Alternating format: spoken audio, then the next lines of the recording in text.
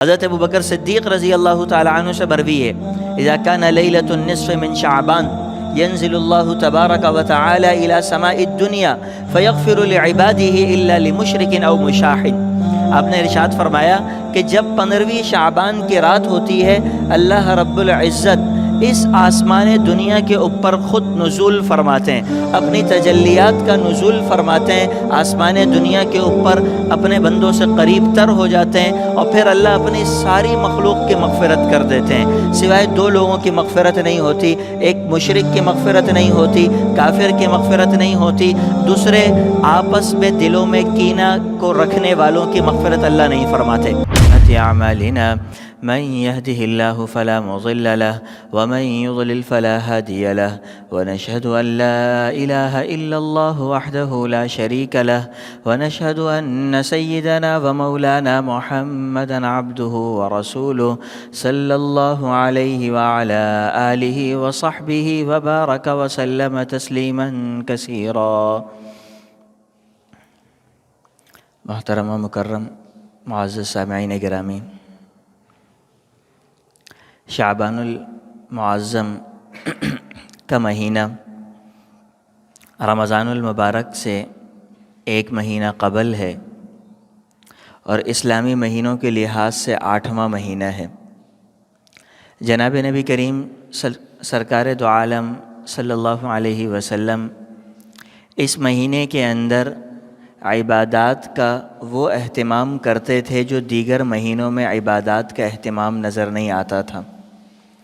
حدیث میں آتا ہے، کان رسول اللہ صلی اللہ علیہ وسلم یتحفظ من شعبان ما لا یتحفظ من غیرہ۔ حضور کی شعبان المعظم میں عادت مبارکہ یہ تھی کہ آپ شعبان کا ایک ایک دن گن کر گزارا کرتے تھے، جیسے ہم رمضان المبارک کا ایک ایک دن گن کر گزارتے ہیں کہ جلد از جلد ختم ہو جائے۔ جناب نبی کریم صلی اللہ علیہ وسلم رمضان کے انتظار میں شعبان کے دن گنا کرتے تھے، اور اس اہتمام سے گنتے تھے کہ سال کے 11 مہینوں کے اندر اس اہتمام کے ساتھ دن گنتے ہوئے آپ صلی اللہ علیہ وسلم کو کبھی نہیں دیکھا گیا۔ شعبان میں آپ دنوں کو گنا کرتے کہ آج کون سی تاریخ ہے، کل کون سی تاریخ ہے، رمضان کتنا قریب آ رہا ہے، رمضان کی قربت کتنی ہوتی جا رہی ہے۔ یہ آپ کی عادت مبارکہ تھی۔ اور صرف یہی نہیں بلکہ جناب نبی کریم صلی اللہ علیہ وسلم کی یہ بھی عادت تھی کہ آپ رمضان میں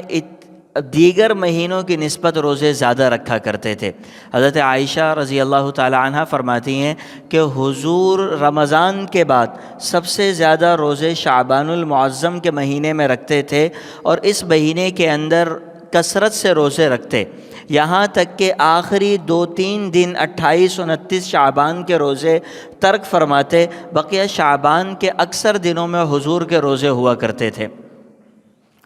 جناب نبی کریم صلی اللہ علیہ وسلم سے ان روزوں کے رکھنے کی وجوہات پوچھی گئیں، تو آپ صلی اللہ علیہ وسلم نے ایک روایت میں آپ نے یہ عرض کیا کہ میں یہ چاہتا ہوں کہ شعبان المعظم کا مہینہ وہ مہینہ ہے جس میں اللہ رب العزت کی بارگاہ میں اعمال پیش ہوتے ہیں، سال بھر کے کیے ہوئے اعمال سمیٹ کر اس کے دفاتر بند کر کے اللہ کی بارگاہ میں پیش کر دیے جاتے ہیں۔ میں یہ چاہتا ہوں کہ جب میرا اعمال نامہ اللہ کی بارگاہ میں پیش ہو تو میں روزے سے ہوں۔ ایک دفعہ آپ علیہ السلام سے یہ سوال ہوا تو آپ نے یہ عرض کیا کہ شعبان کے مہینے کے اندر لوگوں کی زندگی اور موت کا فیصلہ ہوتا ہے۔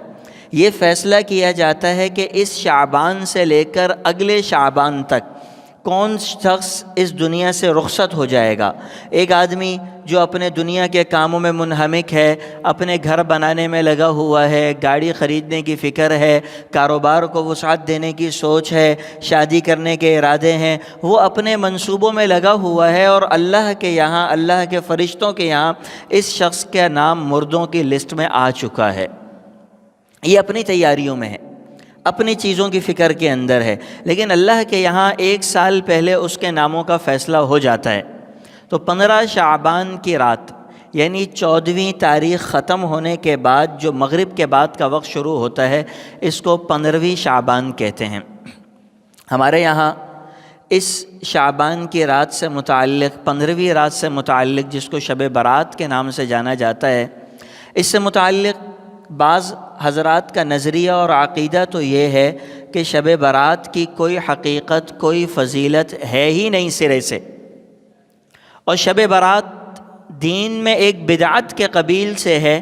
اس کی اسلام کے اندر کوئی حیثیت نہیں ہے، جبکہ حقیقت بات یہ ہے کہ 10 کے قریب صحابہ کرام رضوان اللہ تعالی علیہم اجمعین سے شب برات کی فضیلت سے متعلق احادیث مروی ہیں۔ سیدنا ابوبکر صدیق، سیدہ امی عائشہ رضی اللہ تعالی عنہ، حضرت علی، حضرت ابو ہریرہ، حضرت ابو ثعلبہ الخشنی اور صحابہ کرام ایسے ہیں جن سے اس کی روایت مروی ہے کہ 15ویں شعبان کی رات کو اللہ نے ایک خصوصیت عطا کی ہے، اور خصوصیت کے الفاظ جو حدیث میں ملتے ہیں حضرت ابوبکر صدیق رضی اللہ تعالی عنہ سے مروی ہے، اذا کان لیلۃ النصف من شعبان ينزل الله تبارك وتعالى إلى سماء الدنيا فيغفر لعباده إلا لمشرك أو مشاحن۔ آپ نے ارشاد فرمایا کہ جب 15ویں شعبان کی رات ہوتی ہے، اللہ رب العزت اس آسمان دنیا کے اوپر خود نزول فرماتے ہیں، اپنی تجلیات کا نزول فرماتے ہیں، آسمان دنیا کے اوپر اپنے بندوں سے قریب تر ہو جاتے ہیں، اور پھر اللہ اپنی ساری مخلوق کی مغفرت کر دیتے ہیں، سوائے 2 لوگوں کی مغفرت نہیں ہوتی، ایک مشرک کی مغفرت نہیں ہوتی، کافر کی مغفرت نہیں ہوتی، دوسرے آپس میں دلوں میں کینہ کو رکھنے والوں کی مغفرت اللہ نہیں فرماتے۔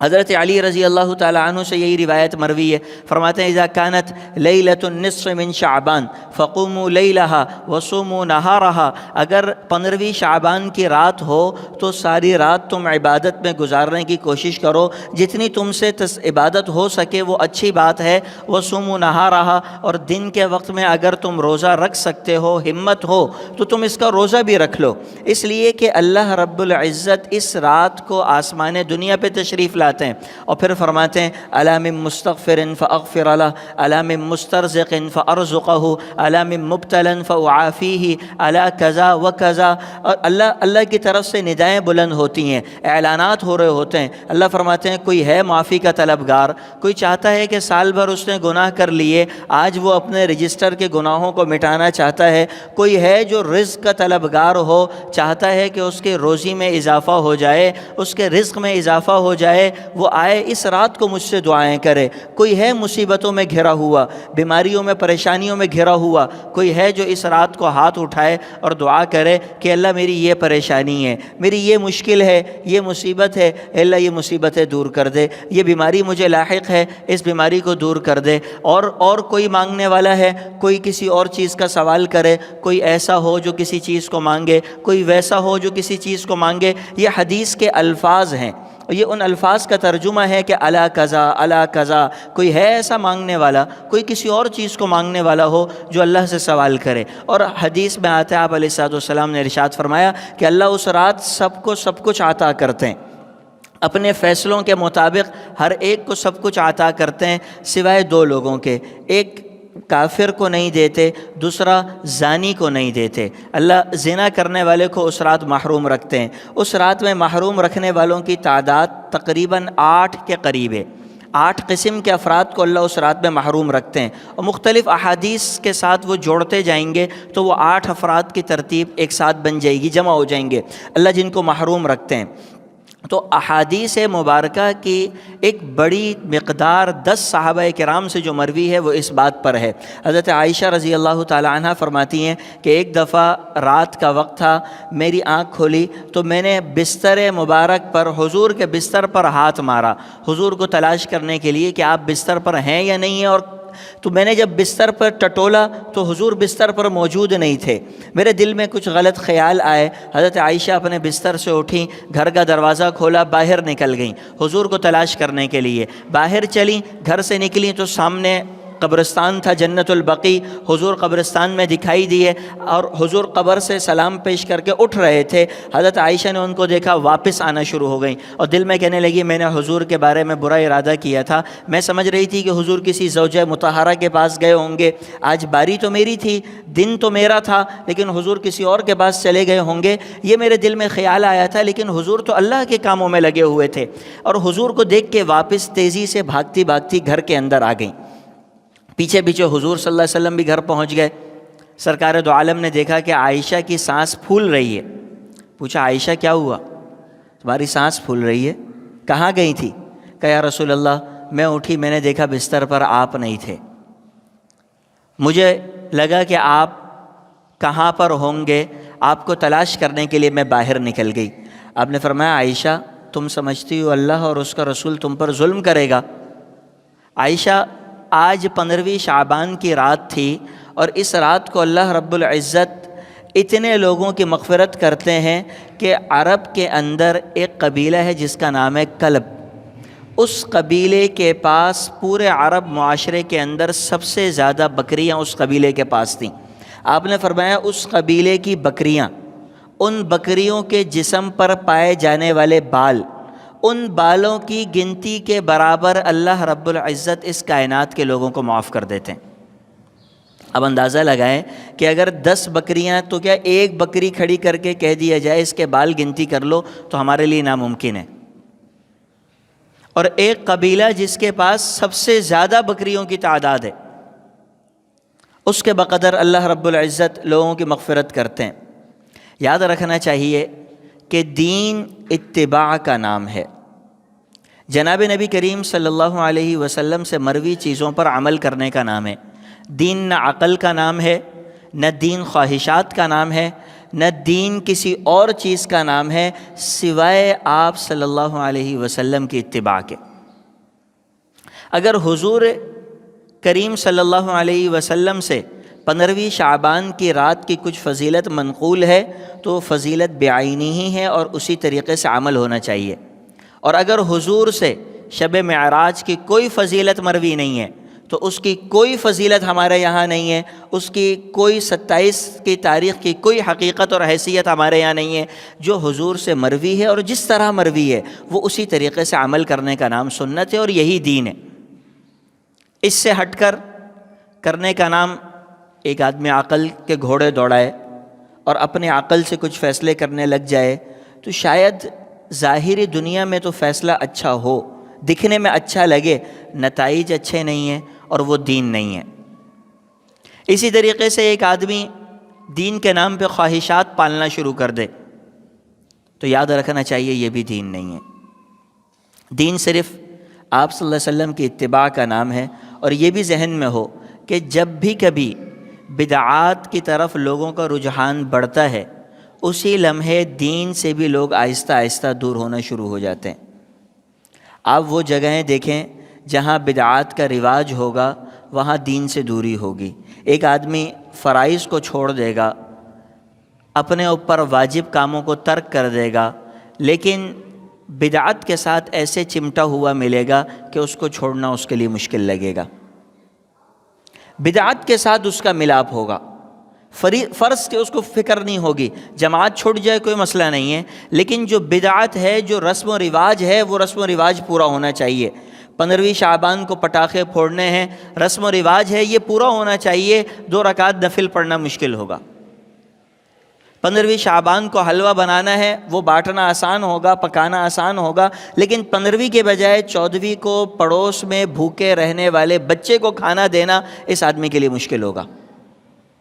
اپنی بہن کا بچہ جو بھوکا ہے اس کے لیے کچھ خرچے کا انتظام کرنا اس آدمی کے لیے مشکل ہوگا۔ تو بدعات کی خاصیت یہ ہے کہ جب جب یہ شروع ہوتی ہیں ویسے ہی انسان دین سے آہستہ آہستہ دور ہوتا چلا جاتا ہے۔ تو 15ویں شعبان سے متعلق یہ میں نے عرض کیا کہ اس کی حقیقت بھی ہے، اس کی احادیث مبارکہ کے اندر فضائل بھی مروی ہیں، اور اس کی رات کو عبادت کرنا اچھی بات ہے۔ رہ گئی بات عبادت کی اجتماعی صورتیں جو ہمارے یہاں اختیار کی گئی ہیں۔ اجتماعی طور پر عبادت کی جاتی ہے 15ویں شعبان کو۔ یاد رکھنا چاہیے کہ اس کی شریعت مطہرہ کے اندر کوئی حیثیت نہیں، اس کی کوئی حقیقت نہیں۔ شریعت صرف فرض نمازوں میں اجتماعیت کے قائل ہے، اس کے علاوہ کچھ نوافل میں سے صلاۃ الخسوف وغیرہ اس کے اندر کچھ اجتماعی طور پہ جماعت کے ساتھ پڑھنے کے قائل ہے۔ بقیہ ان راتوں کے اندر جیسے اب ہمارے یہاں تو یہ بھی شروع ہو گیا ہے کہ صلاۃ التسبیح بھی باجماعت پڑھی جاتی ہے، شریعت کے مزاج کے خلاف ہے۔ اور نہایت معذرت کے ساتھ ہماری قوم کا مزاج یہ ہے کہ ہمیں رنگینیاں پسند ہیں، میلے ٹھیلے شور شرابہ یہ چیزیں پسند ہیں۔ دین سے نسبت، دین سے تعلق ہمارا کم سے کم تر ہے، بقیہ رنگینیوں سے تعلق زیادہ ہے۔ اور یہ رنگینیوں کو پسند کرنے کی وجہ سے ہم بدعات میں آگے بڑھے ہوئے ہیں۔ ہمارے یہاں مزار تو آباد ہو سکتا ہے، مسجد آباد کم ملے گی۔ ایک مجاور مزار پہ لیٹا ہوا تو مل سکتا ہے، لیکن ایک آدمی مہینہ بھر مسجد میں اعتکاف کرتا ہوا نہیں مل سکتا۔ یہ ہمارے مزاج کی وجہ سے آپ دیکھیں، ابھی کچھ وقت قبل ایک مسئلہ رہا شف سرکار کا۔ ہر چیز کا علاج ہے، اندھوں کا بھی علاج ہے پھونک سے، لنگڑوں کا بھی علاج ہے پھونک سے، آنکھوں سے زنجیریں بھی نکل رہی ہیں، پھونک ماری زنجیریں نکال دی، گنگا آ رہا ہے بول نہیں سکتا، توتلا ہے بول نہیں سکتا، شف سرکار نے پھونک ماری بولنا شروع کر دیا، جبکہ سرکار کا خود مزاج بھی سنت کے مطابق نہیں ہے، سرکار کا خود حلیہ بھی سنت کے مطابق نہیں ہے، اور رش ایسا لگا ہوا ہے جو رش کسی مسجد میں نہیں لگا ہوا، وہ رش اتنا لگا ہوا ہے، یہ رش کسی بزرگ ولی کے پاس نہیں لگا ہوا۔ آپ نے آج تک اسلام کی تاریخ میں کبھی یہ پڑھا ہو کہ کسی صحابی نے ایسا مزار کھول کر علاج کا ٹھکانہ بنایا ہو؟ کسی نبی کے بارے میں آپ نے پڑھا ہو کہ حضرت موسیٰ علیہ السلام اللہ کے نبی تھے اور حضرت موسیٰ نے ایک مرکز کھولا ہوا تھا جہاں لوگوں کو وہ لاٹھی کے ذریعے ان کا علاج کیا کرتے تھے کہ لاٹھی مار دی علاج ہو گیا؟ حضرت موسیٰ کی لاٹھی میں طاقت تھی، لیکن حقیقت حال یہ ہے کہ جناب سیدنا موسیٰ علیہ السلام جب لاٹھی ایک دفعہ پھینکی وہ اژدہا بن گیا، دوبارہ کسی مشکل میں پھنس گئے تو یہ نہیں کہا کہ میرے پاس لاٹھی ہے علاج ہو جائے گا، بلکہ کیا فرما رہے ہیں، ان معی ربی سیہدین، پیچھے کفار کا لشکر، آگے سمندر، موسیٰ کے ہاتھ میں لاٹھی، جس لاٹھی سے پہلے معجزہ ہو چکا، موسیٰ پیغمبر، لیکن جواب کیا ہے، یہ نہیں کہ میرے ہاتھ میں لاٹھی ہے ٹینشن نہیں لو میں ماروں گا سب حل ہو جائے گا، کیا کہہ رہے ہیں، اللہ ساتھ ہے وہ کچھ کر دے گا، اللہ ساتھ ہے وہ کوئی علاج، اللہ چاہیں لاٹھی سے علاج کرائیں، اللہ چاہیں انگلی سے علاج کرائیں۔ آپ حضرت سیدنا عیسیٰ علیہ السلام کو دیکھیں، اللہ نے ان کو طاقت دی، قوت دی، مردوں کو زندہ کرنے کی صلاحیت دی۔ کہیں آپ نے تاریخ میں پڑھا ہو کہ سیدنا عیسیٰ قبرستانوں میں گھوما کرتے، لوگوں کے مردوں کو اٹھاتے رہتے، چلو تم اٹھو تم اٹھو تم اٹھو، چلو پھونک ماری تم اٹھو تم اٹھو؟ کہیں کوئی تاریخ کے اندر نہیں ملتا، حضرات صحابہ کرام کا نہیں ملتا۔ آپ علیہ السلام نے اپنی حیات طیبہ کے اندر مشرکین مکہ نے آپ سے مختلف دعوے کیے، آپ سے یہ سوال بھی کیا، او یکون لک بیت من زخرف، آپ کا گھر ہونا چاہیے سونا چاندی سے بنا ہوا۔ ایک دفعہ سوال کیا کہ آپ کے باغات ہونے چاہیے، کھجور کے باغات ہوں، انگور کے باغات ہوں، بیچ میں نہریں بہہ رہی ہوں، آپ نے کوئی جواب نہیں دیا۔ آپ سے سوال کیا کہ جی آپ ایسا کریں کہ اڑ کر آسمان میں جائیں، کتاب لے کر آسمان سے نیچے آئیں، ہم آپ پر ایمان لے آئیں گے، آپ نے کوئی جواب نہیں دیا۔ تو کرامت کا انکار نہیں ہے، کرامت بزرگوں سے ہوتی رہتی ہے اور اللہ رب العزت ان سے صادر کرواتے ہیں، لیکن بزرگ کرامت کا سینٹر نہیں کھولتے ہیں، بزرگ حضرات کرامت کو بیچ رہے نہیں ہوتے ہیں۔ ایک آدمی کا حلیہ ہی سنت کے مطابق نہ ہو اور وہ ولی اللہ ہو، ولی اللہ کا مطلب کیا ہے؟ جو اللہ کے قریب تمہیں لے کے جائے، اور اس کا اپنا حال یہ ہے کہ وہ خود اللہ کے قریب نہیں، کبھی کس رنگ کے کپڑوں میں، کبھی کس رنگ کی حالت کے اندر، اور وہ ولی اللہ ہیں، اور قوم کا اتنا بڑا مجمع ان کے پیچھے ہے کہ الامان والحفیظ۔ کوئی ان کے خلاف بول دے تو دباؤ آ جاتا ہے کہ جی سرکار کے خلاف بیان کیسے ریکارڈ کرا دیا۔ لیکن ہمارا کام ہے حقیقت بتانا، اور میں یہ عرض کروں کہ ہماری یہ عجیب بدقسمتی کہہ لیں، کیا کہہ لیں، کہ ہم میلے ٹھیلے شور شرابے کو، ہنگامے کو پسند کرتے ہیں، ہم یکسوئی کے ساتھ عبادات کو پسند ہی نہیں کرتے، ہم سنجیدہ مزاج علماء کو پسند ہی نہیں کر رہے، ہم سنجیدہ مزاج افراد کے پیچھے چلنے کو تیار نہیں ہیں۔ ان سے بڑے بزرگان دین اس دنیا میں موجود ہیں مگر ان کے پاس رش نہیں ہے، اس لیے کہ ان کے پاس شور شرابہ، تماشا، ہلہ گلہ، تفریح، خواہش پرستی یہ چیزیں نہیں ہیں، اس لیے وہ رش وہاں نہیں ہے، کہیں اور نظر آ رہا ہے۔ آپ کو تاریخ کے اندر کہیں کسی بھی صحابی، کسی تابعی کا ایسا مزاج نہیں دکھے گا۔ وہ لوگ جنہوں نے ختم نبوت کے نام پہ قربانیاں دیں، اپنی جان، اپنے بچوں کی جانیں لٹائیں، آپ نے کبھی ان کو پھونک مار کے علاج کرتے ہوئے نہیں دیکھا ہوگا کہ جی ختم نبوت کا نام لیا، پھونک مارا، سب ٹھیک ہو گئے۔ نہ حضرات صحابہ کرام کے اس طرح کے مراکز دیکھنے میں آئے، نہ بزرگان دین کے آئے۔ تو کرامات تسلیم ہیں، مگر جن کو اللہ کرامات دیتے ہیں وہ کرامات کو بیچا نہیں کرتے، کرامات کا اس طریقے سے ڈھنڈورا نہیں پیٹتے۔ تو میں یہ عرض کر رہا تھا کہ ہمارا مزاج یہ بن چکا ہے کہ ہم کسی بھی چیز میں دین کے مزاج کے بجائے اپنے مزاج اور اپنی خواہشات کے مطابق چلتے ہیں۔ تو 15ویں شعبان سے متعلق یہ بات ذہن میں رکھنی چاہیے کہ اس رات کی فضیلت ہے، اللہ رب العزت اس رات کو آسمان دنیا پہ نزول فرماتے ہیں اور اللہ کی طرف سے مختلف قسم کے اعلانات ہوتے ہیں۔ تو اس رات کو جس کو علاج کرانا ہے وہ اللہ کی بارگاہ میں اپنی مشکلات رکھے۔ ایسا کون سا ایسی طاقت قوت آ گئی ہے جو طاقت قوت ہر حال میں 100% علاج کر دے گی؟ جناب نبی کریم صلی اللہ علیہ وسلم کی بارگاہ کے اندر ایک صحابیہ خاتون پیش ہوئیں، عرض کیا یا رسول اللہ مجھ پہ جنات آتے ہیں اور میں اس کی وجہ سے اپنے کپڑے پھاڑ دیتی ہوں، آپ دعا کریں کہ یہ مجھ سے اتر جائیں۔ حضور نے ارشاد فرمایا کہ دیکھو میں دعا تو کر دوں گا، یہ جنات بھی تم سے دور ہو جائیں گے، مگر پھر جنت میں جانا تمہارا یقینی نہیں ہے۔ ہو سکتا ہے کہ تم اپنے اعمال کی وجہ سے جنت چلی جاؤ، ہو سکتا ہے جنت نہ جا سکو۔ اگر تم چاہو تو میں تمہارے لیے دعا نہیں کروں گا، تمہارے اوپر یہ مصیبت رہے گی، اس تکلیف میں تم مبتلا رہو گی، لیکن یہ بات پکی ہے کہ تم جنت چلی جاؤ گی۔ اختیار تمہارے پاس ہے، چاہو تو تم اس مصیبت سے اپنے آپ کو نجات دلوا لو، پھر جنت جاؤ تمہارے اعمال، نہیں جا سکو جہنم جاؤ تمہارے اعمال۔ حضور نے نہ جنت کا فیصلہ کیا نہ جہنم کا فیصلہ کیا، اعمال کے حوالے کیا، اللہ جانے اعمال جانے۔ لیکن اگر تم جنت کا یقینی ٹکٹ چاہتی ہو تو تم اس مصیبت سے نکلنے کی دعا مجھ سے نہ کرواؤ۔ عرض کیا یا رسول اللہ آپ کم از کم اتنی دعا کر دیجئے کہ جب یہ مجھ پر مصیبت طاری ہو تو میں اپنے کپڑے نہ پھاڑوں۔ حیا کے خلاف ہے، ایک عورت اس مصیبت کے اندر کپڑے پھاڑ دے تو کبھی سطر بھی دکھنے کا خدشہ ہوتا ہے۔ تو آپ صرف اتنی دعا کر دیجئے، یہ مصیبت تو مجھ پر رہے، صرف اتنی دعا کر دیجئے کہ میں کپڑے نہ پھاڑوں، بقیہ اللہ کے حوالے۔ ہمارے یہاں ہر چیز اور ہر بیماری کا علاج دستیاب ہے، ہر مرض کا علاج دستیاب ہو گیا ہے۔ تو یہ جتنے اس قسم کے افراد بیٹھے ہوئے ہیں ان سے بچنا ہماری ذمہ داری ہے، ان سے بچنا ہماری ذمہ داری۔ کسی حد تک کرامات کا صدور، قرآن مجید کی آیات کے ذریعے دم، یہ ساری چیزیں ثابت شدہ ہیں اور یہ اپنی مسجد کے امام اور مؤذن سے کرا کے کام چلتا رہتا ہے، لیکن اس کے لیے اس قسم کی چیزوں کی ضرورت نہیں۔ میں شعبان سے متعلق آخری کچھ باتیں عرض کر دوں۔ پہلی بات تو یہ سمجھنی چاہیے کہ اس میں اجتماعی عبادت کا کوئی تعلق نہیں ہے،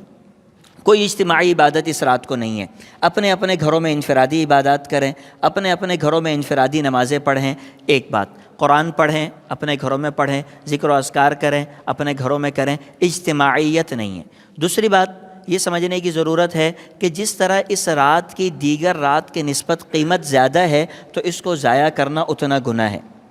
اتنا زیادہ نقصان دہ۔ ایک بچہ 100 روپے کو ضائع کرے وہ کم ہے، 1000 کو ضائع کرے تو زیادہ نقصان دہ۔ اس طرح دیگر راتوں کی نسبت اس رات کو چوک پہ، ہوٹل پہ، کہیں کھیلتے ہوئے، دیگر چیزوں کے اندر ضائع کرنا ایک اچھا عمل نہیں ہے۔ دیگر راتوں کی نسبت اس رات کی قدر زیادہ کرنی چاہیے۔ اگر کچھ عبادت نہیں کر سکتے تو عشاء کی نماز با جماعت پڑھنے کے بعد کچھ دیر 10 منٹ 5 منٹ تسبیحات پڑھ کے گھر جا کے بستر پہ لیٹ کے سو جائیں، فجر میں باجماعت آ جائیں۔ کم از کم اس رات کو ضائع نہ کریں، کم از کم اتنا انتظام اور اہتمام ہو کہ اس رات کو ضائع نہ کیا جائے۔ 2 باتیں عرض کی۔ آخری بات یہ کہ اس رات کے اندر کچھ لوگوں کی مغفرت نہیں ہوتی، ان کے میں صرف نام لے لیتا ہوں۔ ایک اللہ رب العزت جو حضور سے احادیث سے مروی ہے، آپ نے ارشاد فرمایا کہ اس رات کو سب کی مغفرت ہو جاتی ہے، کچھ لوگوں کی مغفرت نہیں ہوتی۔ ایک مشرک کی، کافر کی مغفرت نہیں ہوتی، دوسرا زانی کی مغفرت نہیں ہوتی، اسی طریقے سے والدین کے نافرمان کی مغفرت نہیں ہوتی، شراب پینے والے کی مغفرت نہیں ہوتی۔ اسی طریقے سے اس رات کو اللہ رب العزت ان لوگوں کی مغفرت نہیں کرتے جو شلوار کو ٹخنوں سے نیچے لٹکا کر رکھتے ہیں، بالخصوص وہ لوگ جو تکبر کی نیت سے شلوار کو ٹخنے سے نیچے رکھتے ہیں، اللہ رب العزت اس رات کو ان کی بھی مغفرت نہیں فرماتے ہیں۔ اسی طریقے سے قاطع الرحم، رشتہ داروں کے حقوق کھانے والے کی اللہ مغفرت نہیں فرماتے، رشتہ داروں کے جنازے میں شرکت نہ کرنے والے، سلام کا جواب نہ دینے والے، عیادت نہ کرنے والے، ان کے کسی مسئلے میں نہیں جانے والے، مدد نہ کرنے والے، اللہ ان کی بھی مغفرت نہیں فرماتے۔ اسی طریقے سے اللہ رب العزت اس رات کے اندر اس کی بھی مغفرت نہیں کرتے جس کے دل میں کسی دوسرے مسلمان کے لیے کینہ یا بغض رکھا ہوا ہو۔ یہ کچھ صفات ہیں جن کی اللہ رب العزت اس رات کے اندر مغفرت نہیں کرتے۔ جس مسلمان کے لیے دل میں نفرت رکھی ہوئی ہے، اللہ اس کی مغفرت بھی نہیں کرتے۔ اس لیے اس رات کے آنے سے پہلے نفرتیں ختم کر دیں۔ نفرتوں کا کوئی فائدہ نہیں ہے، یہ نفرتیں دلوں میں رکھ کر ہم نے اپنے درمیان فاصلے بڑھا دیے۔ ملک کی سطح پر نفرت ختم ہونی چاہیے، قومی سطح پر نفرت ختم ہونی چاہیے، کسی قسم کی نفرت کسی کے لیے دل میں نہیں ہونی چاہیے۔ یہ نفرت وہ چیز ہے جس نے ہمیں دور کر دیا۔ آپ علیہ الصلوۃ والسلام نے ایک دفعہ حضرات صحابہ کرام کے مجمع میں عرض کیا کہ ابھی جو شخص آئے گا جنتی ہے۔ صحابہ کرام بیٹھے ہوئے تھے، اتنے میں ایک صحابی آئے بالکل سادے سے، اور آ کے مجلس سے بیٹھ گئے۔ اگلے دن حضور کے ساتھ صحابہ پھر بیٹھے ہوئے تھے، آپ نے پھر عرض کیا کہ ابھی جو آئے گا وہ جنتی ہے۔ ایک صحابی آئے، وہی صحابی جو پچھلے دن آئے تھے، وہ آئے اور آ کر بیٹھ گئے، حضور کے مجلس میں بیٹھے رہے، چلے گئے۔ تیسرے دن پھر حضرات صحابہ کرام بیٹھے ہوئے ہیں حضور کی محفل کے اندر، آپ نے پھر عرض کیا کہ ابھی جو شخص آئے گا وہ جنتی ہے۔ وہی صحابی تیسرے دن آئے، پھر محفل میں بیٹھے اور واپس چلے گئے۔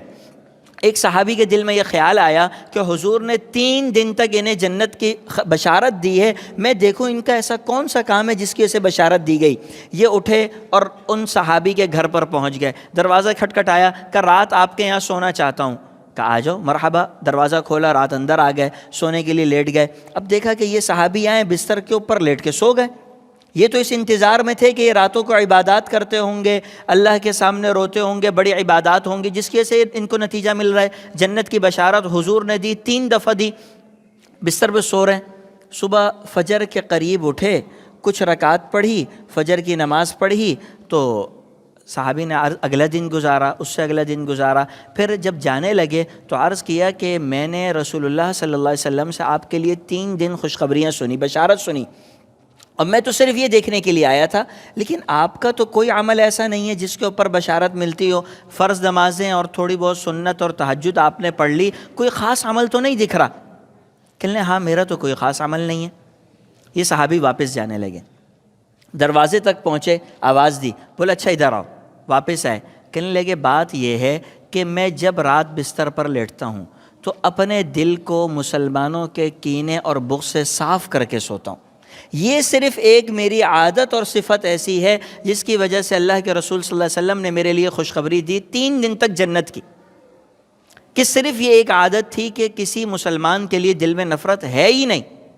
جب رات ہوگی دلوں سے نفرت ختم کر دیں گے۔ تو اس رات 15ویں شعبان کے اندر مغفرت کے راستے کی ایک بہت بڑی رکاوٹ دلوں میں مسلمانوں کے لیے پائے جانے والی نفرت، اپنے بھائی کے لیے نفرت، اپنے دوست کے لیے نفرت، اپنے کسی پرانے کاروباری پارٹنر کے لیے نفرت، ان چیزوں کو ختم کر دیں۔ اللہ رب العزت ہم سب کو عمل کرنے کی توفیق عطا فرمائے۔